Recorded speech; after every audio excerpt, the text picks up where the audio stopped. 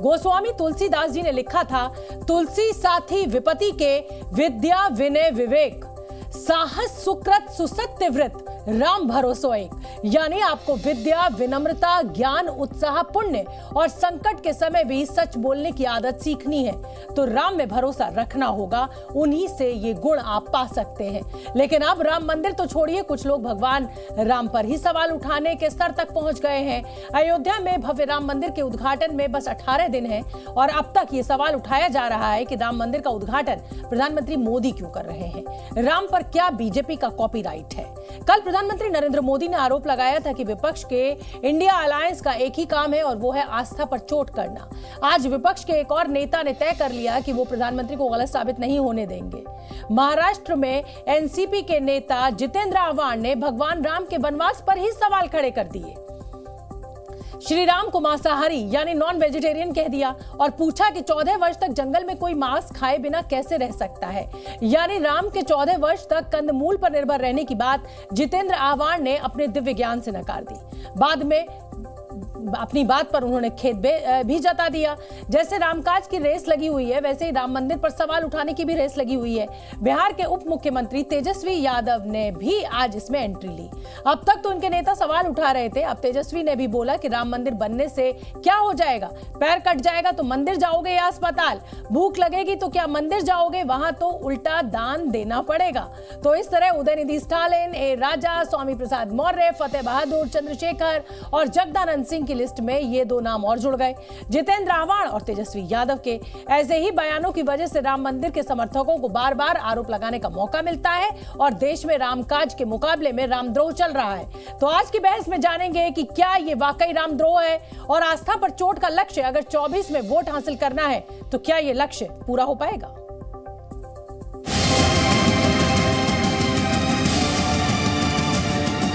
इंडी गठबंधन को सिर्फ एक ही काम आता है।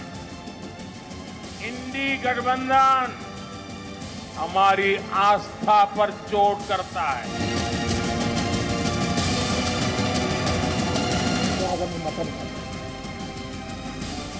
रामाचा आदर्श राम हा शाकाहारी नव्हता, तो मांसाहारी होता। 14 वर्ष जंगलात राहणारा माणूस कुठे जाणार हो शाकाहारी शोधायला?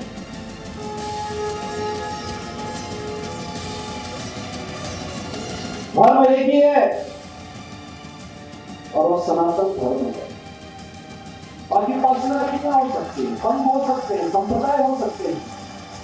भूख लगेगा तो मंदिर जाइएगा, वहां तो दाने देना पड़ता है कि नहीं? इन्होंने मंदिरों को, हमारे त्योहारों को भी लूट का माध्यम बना दिया है। नफरत पैदा किया जा रहा है ताकि आप लोग लड़ते रहिए और ये लोग इसी हिसाब से देश को लूटते रहे। तो इन सब चीजों से बचिए। बहुत सारे लोग आए, बहुत सारे लोग चले गए, लेकिन सनातन धर्म अपनी इस अनवरत यात्रा को सम और विषम परिस्थितियों का सामना करते हुए निरंतर बनाए हुए है। तो ये विपक्ष वाले जो सदा सर्वदा से भव्य श्री राम मंदिर के विरोध में रहे थे, ये अंतिम चरण में भी विघ्न डालकर विघ्न संतोषी बनना चाहते हैं। मोदी जी जो है झूठ बोलने के मैन्युफैक्चरर हैं। मोदी जी जो है झूठ बोलने के होलसेलर हैं। इंडिया अलायंस वाले लोग बीजेपी का विरोध करते करते राम जी के विरोध में क्यों आ गए? पूरी राजनीति बालाकोट की तरफ भी राजनीति हो रही है राम मंदिर पे चुनाव जीतने के लिए। कोई मुस्लिम समाज का आदमी बयान दे रहा है, ज्यादा बयान यही दे रहे हैं या ओवैसी साहब दे रहे हैं?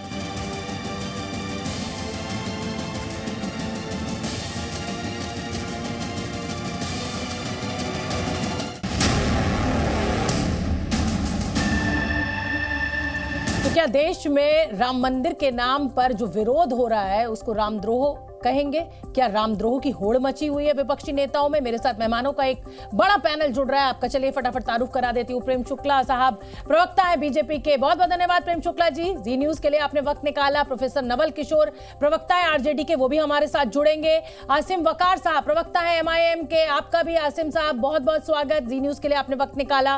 विजय शंकर तिवारी प्रवक्ता है विश्व हिंदू परिषद के, आपका धन्यवाद सर। प्रणय अजमेरा प्रवक्ता है एनसीपी के, शरद गुट से ताल्लुक रखते हैं। प्रणय जी आपका भी बहुत बहुत धन्यवाद कि आज आपने ताल ठोके के लिए समय निकाला। तो प्रणय जी आज की बहस तो मैं आप ही के साथ शुरू करूंगी। एक होता है कुल्हाड़ी पैर पर मारना और एक होता है कुल्हाड़ी के ऊपर पैर रख देना। इस तरीके के बयान को मैं कैसे समझूं और क्या मायने निकालूं?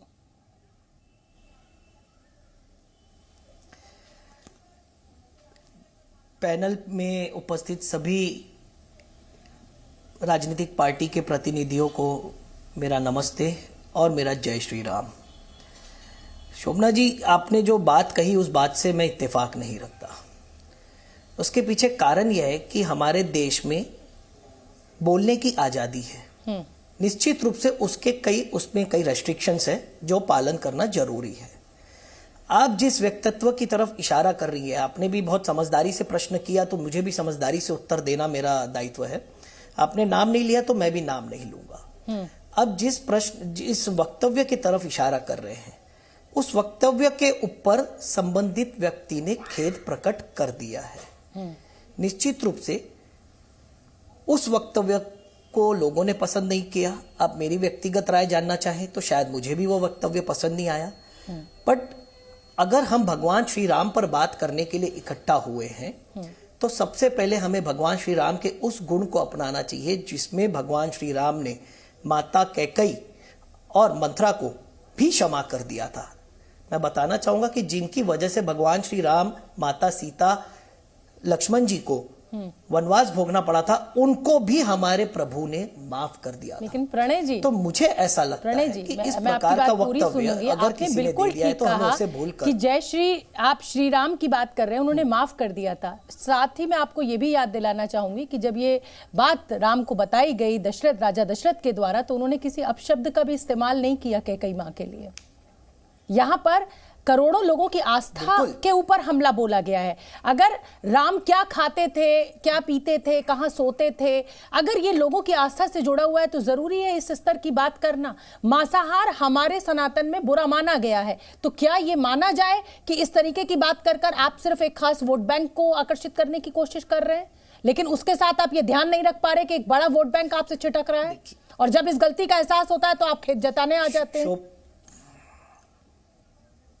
शोभना जी, जैसे कि आपने मेरी व्यक्तिगत राय पूछी है, तो मेरी व्यक्तिगत राय यही है कि किसी भी प्रकार से भगवान श्री राम के नाम पर होने वाला राजकारण नहीं होना चाहिए। आपके आज के कार्यक्रम का नाम है राम का नाम बदनाम ना करो, ऐसी एक टैगलाइन मैं टीवी पर चलते देख रहा हूँ। बिल्कुल यही मैं इसी में कुछ बोलना चाहूंगा कि देवानंद साहब ने एक गाना गाया था कि देखो ओ दीवानो तुम ये काम ना करो, राम का नाम बदनाम ना करो। इसमें मैं अपनी तरफ से एक लाइन जोड़ना चाहूंगा कि देखो ओ दीवानो तुम ये काम ना करो, राम के नाम पर राजनीति मत करो और इसी के साथ राम का नाम बदनाम भी ना करो। ठीक है, सिर्फ एक ही पक्ष अगर राजनीति करता होता तो उस पर हम सवाल उठा सकते, पर हर पक्ष भगवान श्री राम के ऊपर राजनीति करना चाह रहा है, जो किसी भी तरह से सही नहीं है। मेरा मानना है कि यह राजनीतिक विषय नहीं, यह धार्मिक विषय है और हर किसी की अपनी अपनी व्यक्तिगत आस्था है। ठीक है, प्रेम शुक्ला का मैं रुक कर लेती हूँ। प्रणय जी, आपने अपनी बात कह दी। प्रेम शुक्ला जी, कौन कर रहा है राजनीति? क्या ये राजनीतिक फायदे के लिए, 2024 के फायदे के लिए ही ये राम का शोर मचा हुआ है, राम नाम चल रहा है? देखिए, अयोध्या में श्री रामलला का जो भव्य दिव्य मंदिर बन रहा है, क्या वह राजनीतिक कार्य है या धर्म के लिए बन रहा है? वहां पर जो है राजनेता जाने वाले हैं कि राम के भक्त जाने वाले हैं? ऐसे में उस मंदिर के संदर्भ में, प्रभु रामचंद्र जी के व्यक्तित्व के संदर्भ में, उनके आहार की रुचि के संदर्भ में, मंदिरों के संदर्भ में टिप्पणियां कौन लोग कर रहे हैं और क्यों कर रहे हैं? श्रीमान अशोक गहलोत जो है उसको बालाकोट से उसकी तुलना कर दे रहे हैं। श्रीमान तेजस्वी कह दे रहे हैं कि मंदिरों की आवश्यकता ही नहीं है और अस्पतालों की आवश्यकता है। तो श्रीमान तेजस्वी यादव जो हैं वो सपरिवार अपनी पुत्री कात्यायनी का मुंडन समारोह संस्कार कराने के लिए श्री तिरुपति बालाजी जाते हैं, किसी अस्पताल चले जाना चाहिए था, किसी सैलून में चले गए होते। श्री तिरुपति बालाजी जाने की आवश्यकता क्या थी? वह तो धार्मिक स्थल है ना। वो यही कह रहे हैं ना कि जब बच्चे का जन्म होना है या बीमारी होनी है तो उपचार अस्पताल में होगा, लेकिन जब कोई धार्मिक आयोजन होगा तो उसके लिए मंदिर जाना नहीं, होगा। बहुत निश्चित, हाँ निश्चित कह रहे हैं ना। तो अब धार्मिक आयोजन हो रहा है अयोध्या में कि उपचार का आयोजन हो रहा है? अस्पताल हमने तो भारतीय जनता पार्टी की आदरणीय नरेंद्र मोदी के नेतृत्व वाली सरकार ने सर्वाधिक एम्स का निर्माण करवाया। और आपके लिए बता दें, 2009 में श्रीमती सुषमा स्वराज का भाषण है लोकसभा में, जब धन्यवाद प्रस्ताव का जब उत्तर दे थे राष्ट्रपति के अभिभाषण का, तो उन्होंने बाकायदा बताया कि 2003 में जिन एम्स का उन्होंने शिलान्यास किया था, 2004 में जिनकी भूमि जो है उन्होंने अधिग्रहित कर ली थी, उस पर 2009 तक कोई काम ही नहीं हुआ। 2014 तक एम्स के अस्पताल नहीं बने और 2009 तक उस सरकार में लालू प्रसाद यादव जी जो है सरकार के अंग थे। तो अस्पतालों के बारे में कितनी उनकी गंभीरता सब जानते हैं। सबसे कम अस्पताल जो है जिस सरकार में वो शामिल है, जिसके 30 वर्षों से या तो लालू जी या श्रीमान नीतीश कुमार मुख्यमंत्री हैं, कितने अस्पतालों का निर्माण बिहार में करा दिया, जरा उसकी संख्या बता दें। लेकिन ये बताइए ना प्रेम शुक्ला जी कि आपको तो बैठे बिठाए मुद्दा मिल गया ना। अगर वो पैर पे कुल्हाड़ी मारे तो भी फायदा आपका और कुल्हाड़ी के ऊपर पैर रखें तो भी फायदा आपका। और आपने बहुत खूबसूरती के साथ इस मुद्दे को लपक लिया तो है। हमने नहीं, आप क्या कहना चाह रहे हैं कि वो जो है प्रभु रामचंद्र के बारे में अगर जितेंद्र आभा टिप्पणी करें तो हमने मौन साध लेना चाहिए, सहमति व्यक्त करनी चाहिए, ताली बजानी चाहिए। मंदिरों के संदर्भ में तेजस्वी यादव कहें तो हमने मौन साध लेना चाहिए, ताली बजानी चाहिए, मैं तो आपके फायदे की बात कर रही हूं। लेकर बजाना चाहिए। वही पूछ रहा हूं मैं, शोभना जी वही पूछ रहा हूं। तो हमारा तो स्वाभाविक तौर पर अगर कोई जो है इस तरह का राजनीतिक जो है गड़बड़ी करेगा तो उस पर एक राजनीतिक दल होने के नाते टिप्पणी करना हमारा दायित्व है कि नहीं है? तो हम अपने दायित्व का निर्वाह कर रहे हैं। वो पैर कुल्हाड़ी पर मारे तो उनसे हम कहेंगे कि भाई इतना बावलापन मत कीजिए। इतनी सलाह देने का अधिकार है कि नहीं हमको, कि ये सलाह भी न दी जाए कि साहब आप पैर अपनी कुल्हाड़ी से क्यों काट रहे हैं। हम तो यही कह रहे हैं कि साहब आप पैर जो है कुल्हाड़ी पे मत मारिए और कुल्हाड़ी पर पैर भी मत मारिए और पैर पर भी कुल्हाड़ी मत मारिए। और अगर हम ये कहें तो इसको भी अगर कोई राजनीति कहे तो मुझे लगता है कि उसका विश्लेषण निश्चित तौर पर दोषपूर्ण है, जो कोई इस तरह का विश्लेषण करे। ठीक है असीम वकार साहब, कुल्हाड़ी पर पैर, पैर पर कुल्हाड़ी, ये सब कुछ चल रहा है। क्या ये मान लिया जाए कि मौजूदा दौर में अगर राम के खिलाफ कुछ भी बोला गया, राम के ऊपर किसी भी तरीके की टीका टिप्पणी की गई तो नुकसान आप ही का होना है, सामने वाले का ही होना है, क्योंकि आस्था के सामने सब कुछ फीका है?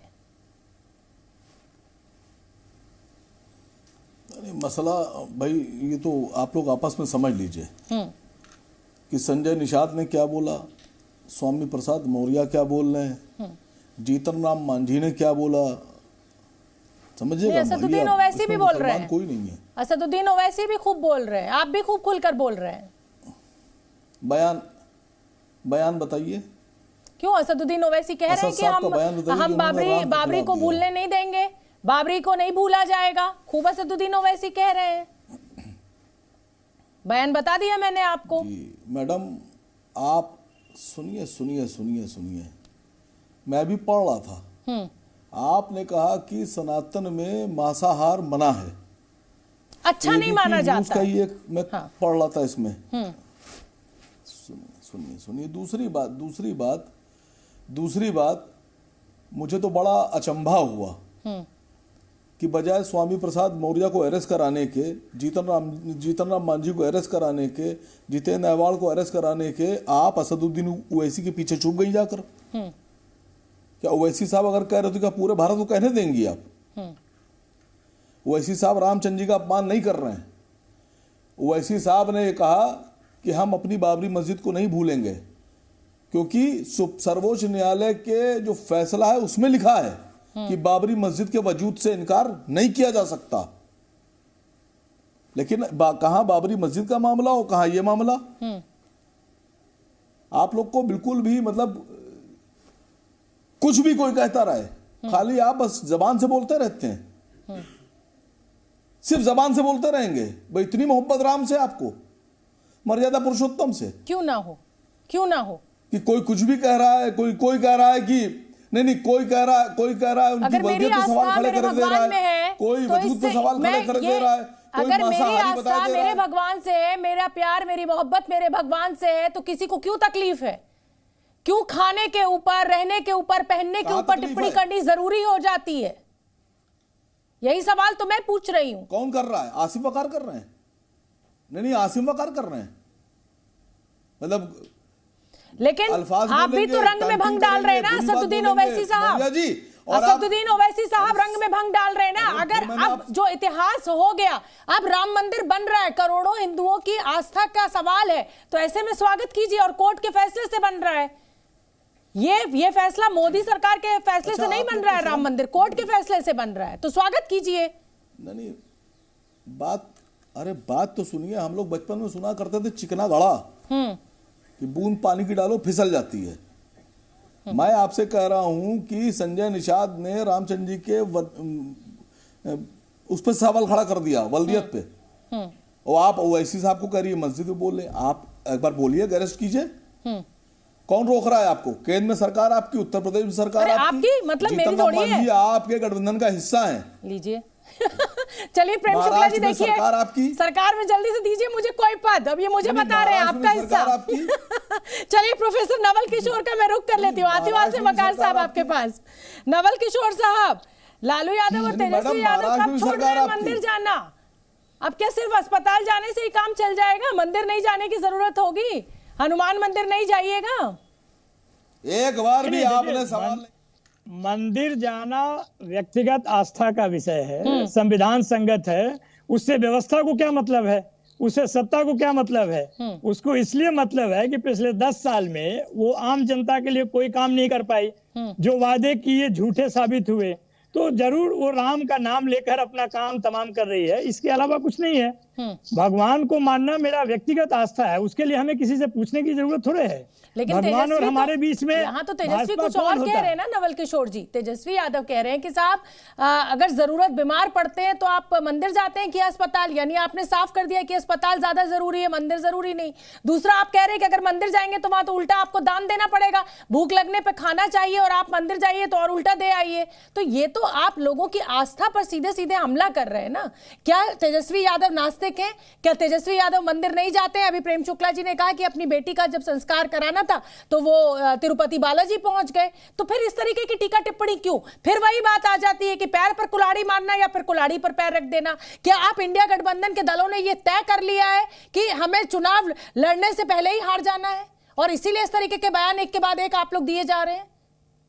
शोभना जी, देश में जितने भी गरीब वंचित लोग हैं, जब भी हॉस्पिटल जाते हैं या कोई धनी भी है वो हॉस्पिटल जाता है तो डॉक्टर को भगवान का रूप मानता है। ये आपने भी सुना होगा और आप मानती भी होंगी कि क्योंकि जीवन अगर संकट में होता है तो भगवान का रूप डॉक्टर ही होता है। तो ये अस्पताल को अगर ये माना जाए कि मंदिर के तुल में, मंदिर से अगर आप तुलना भी करते हैं तो जो अस्पताल में है वो तो जीवन देता है, चाहे हम जन्म लें या चाहे किसी भी बीमारी से ग्रसित हो, और हॉस्पिटल जाते हैं तो वो तो साक्षात भगवान। तो मतलब ये साफ है ना कि भाई किस मामले में हमें अस्पताल जाना है और किस मामले में हमें मंदिर जाना है। तो फिर आपकी व्यक्तिगत आस्था आती है तो आप तिरुपति बालाजी पहुंच जाते हैं, लेकिन आप जब भाषण देने मंच पर आते हैं तो आप कहते हैं कि साहब बीमार पड़ते हैं तो आप मंदिर जाते हैं या अस्पताल। मैं आऊंगी आपके पास, उससे पहले मैं एक बार प्रेम शुक्ला जी कुछ कहना चाह रहे हैं। प्रेम शुक्ला जी जवाब दीजिए।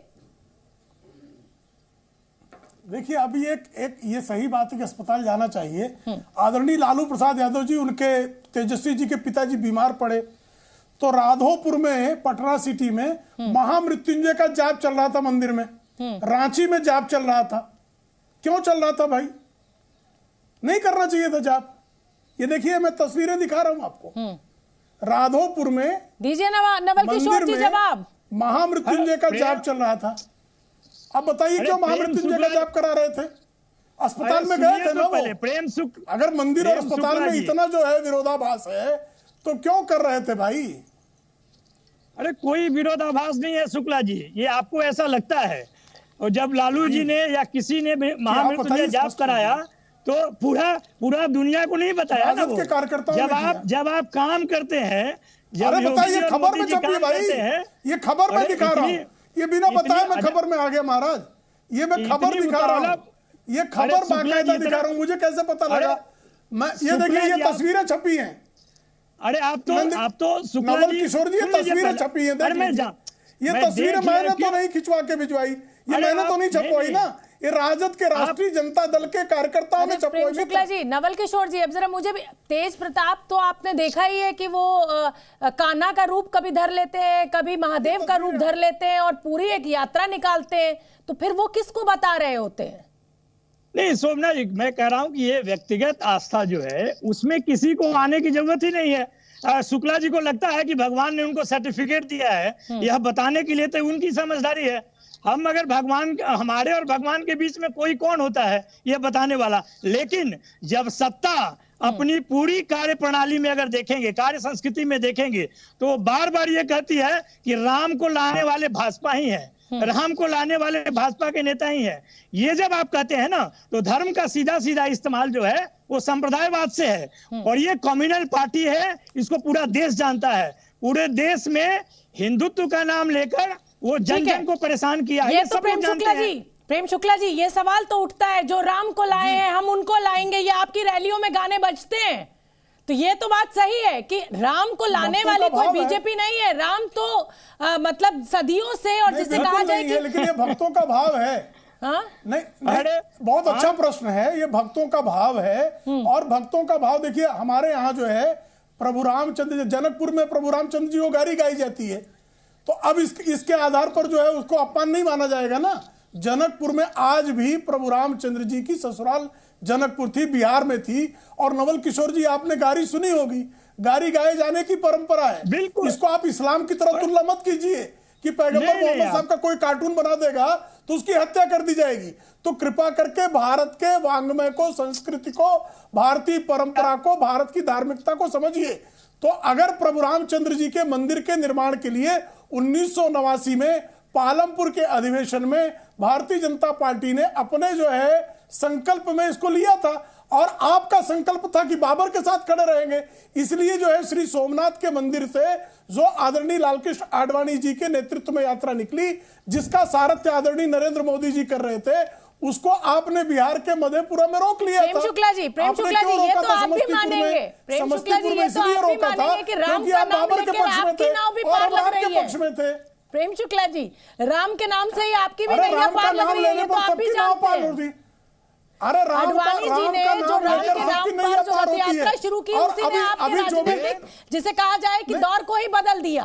अरे राम ने नैया तो आपकी भी पार लगाई है जी, लेकिन नहीं, राम तो हमारी पई नैया पार लगाने, लेकिन जो बाबर के सहारे थे वो राम के द्रोह पर क्यों आमादा, यही तो पूछ रहा हूं। ठीक है, विजय शंकर तिवारी, देखिए वो बड़े संयम रख के बैठे हुए हैं। अब मुझे विश्व हिंदू परिषद के प्रवक्ता है, तो राम नाम सत्य है का ही नारा लगेगा। मैं उनका रुख कर लेती हूँ। विजय शंकर तिवारी, जिस तरीके की एक होड़ मची हुई है, क्या ये रामद्रोह का दौर चल रहा है? मोदी के विरोध में राम के उस पर बुराई पर उतर गए सब लोग। शोभना, सारे देश में बहुत उत्साह का मामला है, बहुत खुशी है। सारा हिंदू समाज भगवान श्री राम अपने घर में जा रहे हैं, बहुत वर्षों के बाद घर जा रहे हैं, इस बात का उत्साह है। लेकिन आप एक बात देखिए कि इस उत्साह को भंग करने के लिए बहुत सारी शक्तियां भी इस देश में काम कर रही हैं। और ये आज की बात नहीं, राम के समय भी भगवान राम भी थे, तब भी रावण था, शूर्पणखा थी, खरदूषण थे, और वही शक्तियां, वही उसी प्रकार की मानसिकता वाली शक्तियां वो द्वापर में भी आ गई, कलयुग भी आ गई, और वो अपना काम वैसे ही कर रही हैं।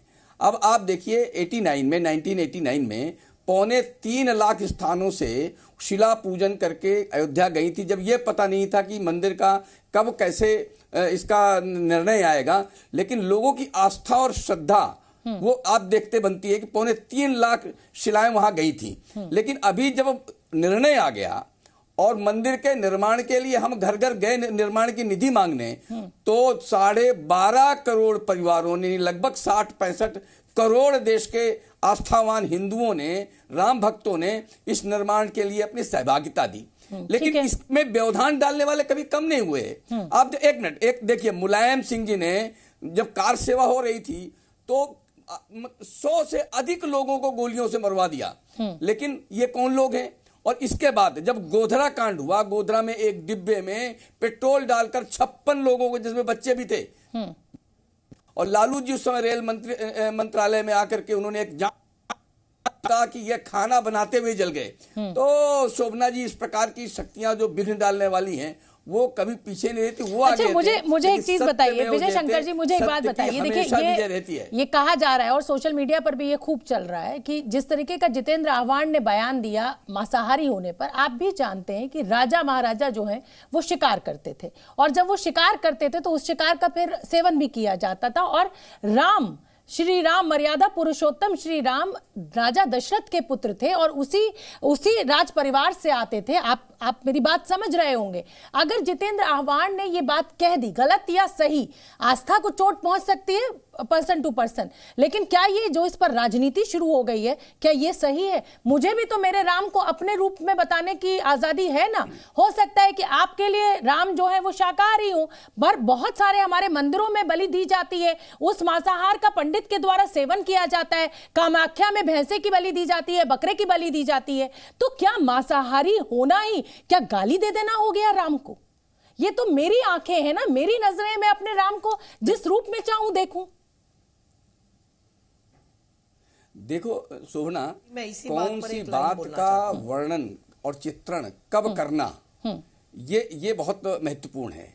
ठीक है। आज जब देश में एक उत्साह का मामला है, जो देवत्व की भावना है, जो ऋषित्व की बात है, जो इस प्रकार का सात्विक माहौल है, उसमें मांसाहार को वर्जित माना गया है, मांसाहार को ठीक नहीं माना गया है। लेकिन और बहुत उसी विषय को लेकर के शराब और मांस का प्रसाद चढ़ाया जाता है। ये आप मुझसे बेहतर जानते हैं।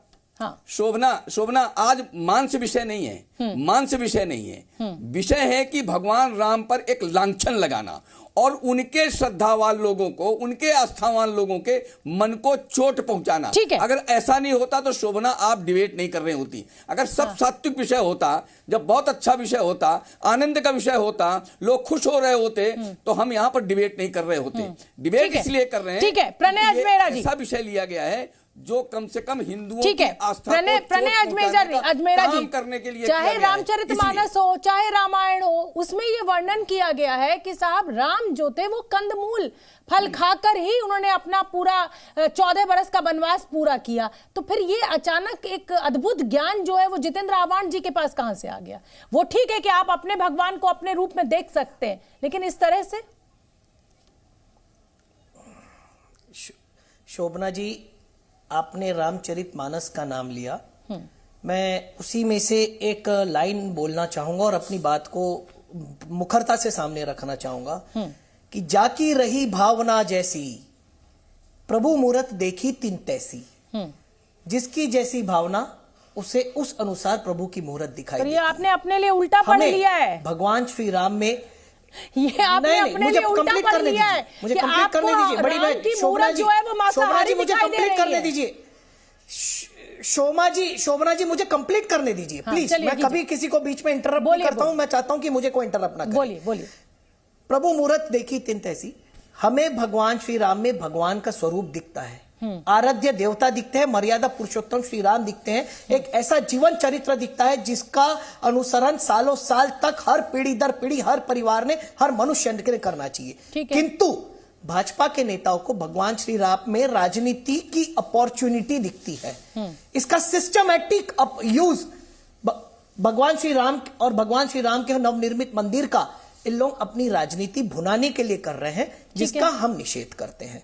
भगवान श्री राम का मंदिर बनेगा तो मेरे घर में भी उत्सव होगा, हमारे घर में भी दीपक जलेंगे। वो इसका राजनीतिक फायदा बीजेपी उठाना चाहती है। आपने एक आरोप लगा दिया, बहुत अच्छी बात है। चलिए, मैं निश्चित रूप से, और ये मेरी नहीं, देश की तमाम जनता की भावना है, तो आप इसका फायदा निश्चित रूप से भारतीय जनता पार्टी उठा रही है ना। बीजेपी के लिए आपको जो बोलना है बोलिए ना, मोदी जी के लिए जो बोलना है बोलिए ना, लेकिन आप राम को क्यों मांसाहारी कहने लगे? किया मेरे घर में, देखिए आप मतलब आप किसी नेता का नाम ले रहे हैं और उन्होंने उस वक्तव्य के लिए माफी भी मांग ली है, खेद प्रकट कर दिया है। हम भगवान श्री राम का विरोध कभी नहीं करते। मैं ये बताना नहीं चाहता, पर मैं ये बतलाना चाहता हूं क्योंकि आज आपने प्रश्न किया है कि हमारे घर में भगवान श्री राम की निरंतर पूजा होती है। आपके कैमरामैन अगर दिखाना चाहे तो दिखा सकते हैं मेरे घर का मंदिर, मुझे कोई आपत्ति नहीं है। हम भगवान श्री राम को धर्म के लिए मानते, हम भगवान श्री राम को कर्म के लिए मानते, पर हम भगवान श्री राम को राजनीति के लिए कभी नहीं अपनाएंगे। हम भगवान श्री राम की हमेशा आस्था करेंगे, पर जिस प्रकार से भारतीय जनता पार्टी या उनके कुछ सहयोगी मित्र भगवान श्री राम को एक राजनीति का स्रोत समझते हैं, इसका कड़ा विरोध हम करेंगे। असीम वकार, क्या बीजेपी राम को राजनीति का स्रोत समझती है और इसीलिए सारा बवाल है? असीम वकार, फिर प्रेम शुक्ला के पास आऊंगी जवाब के लिए। आम जनता भी नाराज है। भगवान श्री राम क्या जो राजनीति के लिए उपयोग किया जा रहा है उससे आम जनता भी नाराज है। और इसका 5 राज्यों में चुनाव हुआ, 3 बड़े राज्यों में बीजेपी ने लैंडस्लाइड विक्ट्री दर्ज की और आप कह रहे हैं कि जनता नाराज है। हैरान हूं मैं। चलिए असीम वकार साहब बताइए, क्या बीजेपी के द्वारा राजनीतिक इस्तेमाल किया जा रहा है भगवान राम के नाम का? नहीं, बिल्कुल किया जा रहा है, बिल्कुल किया जा रहा है। कैसे? जितेंद्र अवाड़ का जो बयान है, ये मैं समझता हूं कि अगर वाकई में राम से मोहब्बत है तो जितेंद्र अवाड़, स्वामी प्रसाद मौर्य, संजय निषाद, नरेश अग्रवाल, और अगर आपको वाकई में सनातनी आप हैं सच्चे सब लोग, तो उदयनिधि स्टालिन, ये सब आज़ाद कैसे घूम रहे हैं भाई? केंद्र की कुर्सी पर सबसे बड़े सनातनी बैठे हैं, मोहतरम जनाब नरेंद्र मोदी जी, सबसे बड़े सनातनी। आसिम वकार साहब, ये फ्रीडम ऑफ स्पीच है, उदयनिधि स्टालिन हो, ये फ्रीडम ऑफ स्पीच है जो हमें संविधान देता है, और हमें अपनी बात, जैसे आप कह रहे हैं ऐसे ही स्टालिन को भी हक है, सबको हक है। वो बात गलत और सही हो सकती है, किसी की आस्था पर चोट हो सकती है, लेकिन वो फ्रीडम ऑफ स्पीच है, इसलिए वो शायद बाहर है। पूरा भारत देख रहा है आपको, और पूरा भारत सुन भी रहा है मैडम आपको। हाँ, तो क्या हो गया? समझिए बात को मेरी। नहीं तो क्या हो गया? नहीं हो ये गया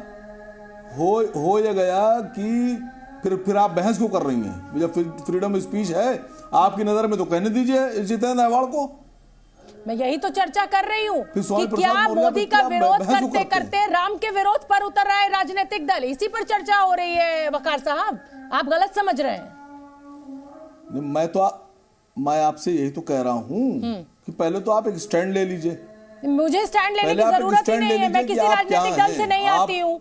मैं सबके पक्ष को सुनना चाहती हूँ और अपना पक्ष रखना चाहती हूँ, और यही एक स्वस्थ बहस की पहचान है। प्रेम शुक्ला जी जवाब दीजिए, क्या राम का राजनीतिक इस्तेमाल बीजेपी के द्वारा किया जा रहा है, और इसीलिए जो तमाम विपक्षी दल है वो बीजेपी का विरोध करते करते राम के विरोध पर उतर आए हैं? दरअसल वो राम का विरोध नहीं, वो बीजेपी का विरोध है, वो मोदी का विरोध है। नहीं, हमने किसने रोका? अभी जितेंद्र अवाड़ जो है राम की शोभा यात्रा निकाले, हमने रोका है क्या उनको? असीम वकार जी राम की शोभा यात्रा हम निकाले, भाजपा ने विरोध किया है। भाई भारतीय जनता पार्टी विरोध, भारतीय जनता पार्टी जो है प्रभु रामचंद्र जी के भव्य दिव्य मंदिर के निर्माण की संकल्प पूर्ति की बात कर रही है, तो विरोध किस बात का है? अब विरोध जितेंद्र अवाड़ की जो बात है, जितेंद्र अवाड़ ने ये कहा कि मैंने वाल्मीकि रामायण पढ़ा है और उसके अनुसार जो है राम मांसाहार करते थे, जबकि झूठ है। हमारा विरोध इस बात पे है। वाल्मीकि रामायण के अयोध्या कांड में बाकायदा श्लोक है, चतुर्दशी वर्षाणि वस्यामि विजने मधु मूल फले जीवन हित्वा मुनिवद आमिषम। अपनी माता कौशल्या से वन जाते समय राम कहते हैं कि मैं इन चीजों का परित्याग, जो त्याज्य वस्तुएं हैं, चूंकि वो जा रहे हैं वन में, तो वन में जाते समय कई बार आपत्तिजनक स्थितियां आ सकती है। उस आपत्ति की स्थिति में भी मैं कंद मूल फल ही खाऊंगा, मैं किसी प्रकार की वर्जित सामग्री, जो वैदिक काल के अनुसार मांस वर्जित था, वो वर्जित सामग्री का सेवन नहीं करूंगा, ये स्पष्टता से कहा जाता है। प्रभु रामचंद्र जी के बारे में जिसकी जो भावना कर सकता, कोई विरोध नहीं है, लेकिन आप गलत कोट कर रहे हैं कि अरे वो कंदमूल फल नहीं, वो क्या कौन सा साग खा रहे थे क्या, वो वहां मेथी का साग नहीं, उससे भी कंदमूल फल खा रहे थे। ये रामचरितमानस में, रामायण में, वाल्मीकि रामायण में बाकायदा इसका वर्णन है, इसलिए विरोध किया जा रहा है। वो उसके अलावा वो हमने सुने, वो हमने पढ़े। हाँ, कंदमूल फल है वो, बिल्कुल है, कंदमूल फल है वो, फल है ना।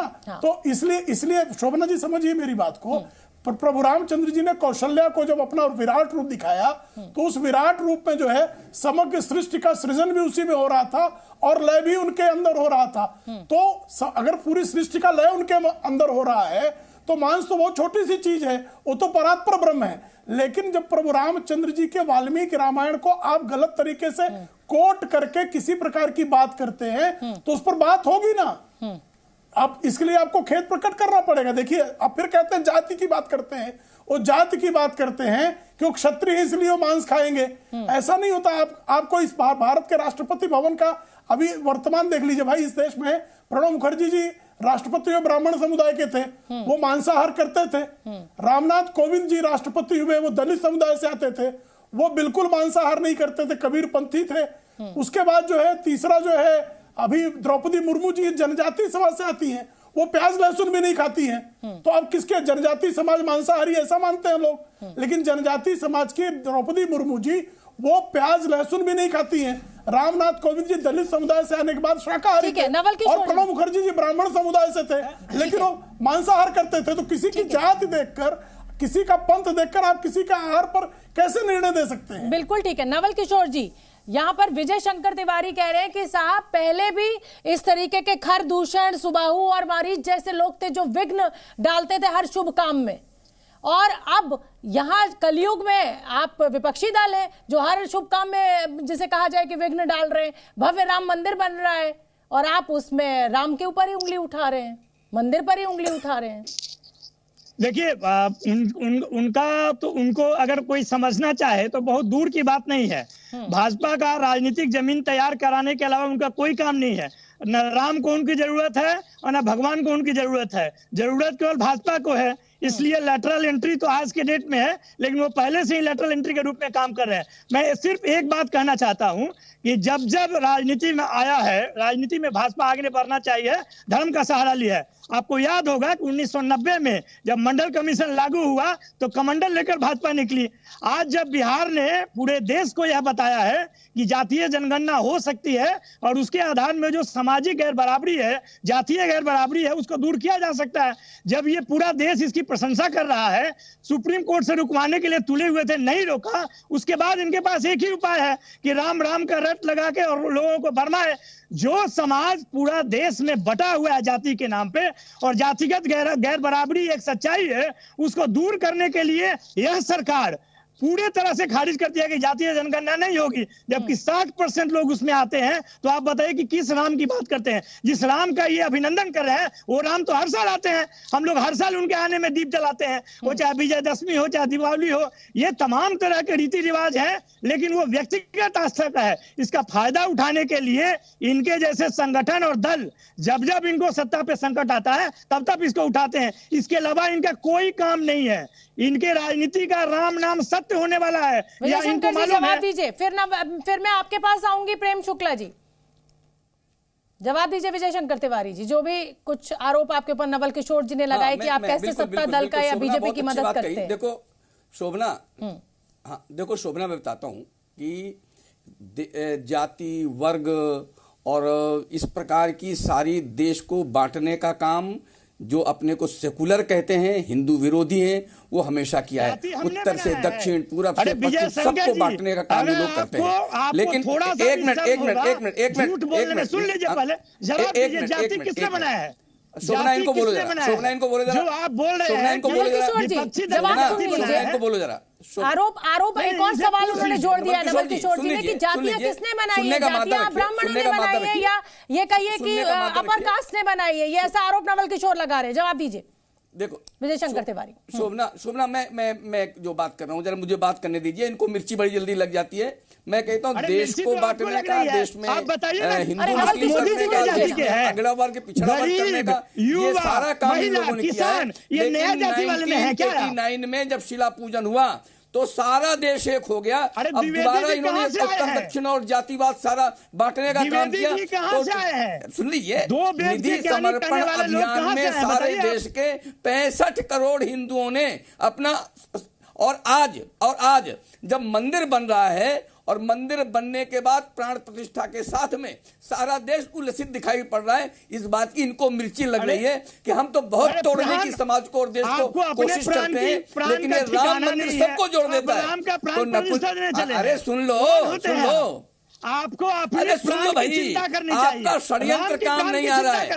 राम इस देश को जोड़ने वाले हैं, राम इस देश को जोड़ते हैं। जितनी बार आप इस देश को, जाति समाज को तोड़ोगे, देखो अरे अब आपको मिर्ची क्यों लग रही है? द्विवेदी जी, ये राम जोड़ने वाले हैं, राम का नाम जोड़ने वाला है, और आपकी जो ये आपके जो तंत्र मंत्र है तोड़ने वाले हैं, ये आपके मंत्र तंत्र काम आने वाले नहीं है। तंत्र मंत्र तो आपके तंत्र मंत्र काम आने वाले नहीं है। जाति जनगणना करवा लीजिए, आप हिंदू मुस्लिम कर दीजिए, आप अगला पिछड़ा कर दीजिए, इससे देश टूटता है।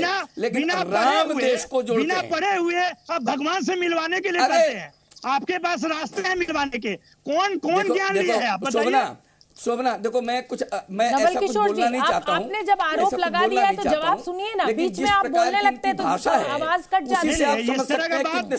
इस तरह का बात बोलेंगे तो कितना सुना जाए इनको। अच्छा, अब शांत हो गया, पहले जवाब सुन लीजिए। आप कितने सभ्य हैं, कितने सुसंस्कृत हैं, ये आपकी भाषा से समझ में आ रहा है। मैं कहता हूँ राम जोड़ने वाले हैं, लेकिन आपकी जो मानसिकता है, जो तंत्र मंत्र है, वो देश को तोड़ने वाला, समाज को। चलिए अब आप दोनों रुक जाइए, आखिरी मेरे पास समय कम है और अंतिम सवाल मैं प्रेम शुक्ला जी से लेना चाहती हूँ। प्रेम शुक्ला जी, जातियों में बढ़ते थे तो स्थानीय दलों को फायदा होता था, इसलिए एक बड़ी खाई खोद दो, हिंदू मुसलमान कर दो तो जातियां खत्म हो जाएंगी और एक बड़ा वोट बैंक तैयार हो जाएगा। ये आरोप आपके ऊपर नवल किशोर जी ने लगाया है, जवाब दीजिए।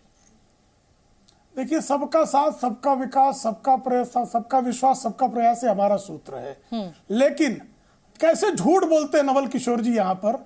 इन्होंने कहा कि भाजपा ने मंडल का विरोध किया। भाई 1984 के भाजपा के मैनिफेस्टो में मंडल आयोग की सिफारिशें लागू करने की बात की गई है, 1989 में की गई है, और 1990 और हमने राम जन्मभूमि का आंदोलन जो है इसका समर्थन 1989 के पालमपुर अधिवेशन से किया। रामशिला पूजन 1989 का, जिसे भाजपा कार्यकर्ता शामिल हुए, और मंडल आयोग 1990 में लगा। तो आप झूठ बोल रहे हैं। दूसरी बात, जातियों की जो व्युत्पत्ति है, जाति शब्द जो संस्कृत का है, उसका अर्थ कास्ट कहीं से भी नहीं है। जातियां आई मुगल काल के बाद। हमारे यहाँ तो वर्ण की व्यवस्था थी कि जो जिस तरह का प्रोफेशन लेगा उसके आधार पर जो है उसका वर्ण निश्चित होगा। तो जातियां आई हैं मुसलमान शासकों के आने के बाद। तो यहां जातियां लाई हैं ब्राह्मणों ने, क्षत्रियों ने नहीं जातियां लाई। जातियां लाई उन मुसलमानों ने जिसकी आराधना लालू प्रसाद यादव और इनका परिवार करता है।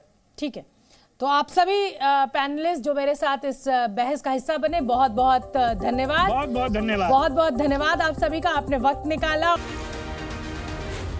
जी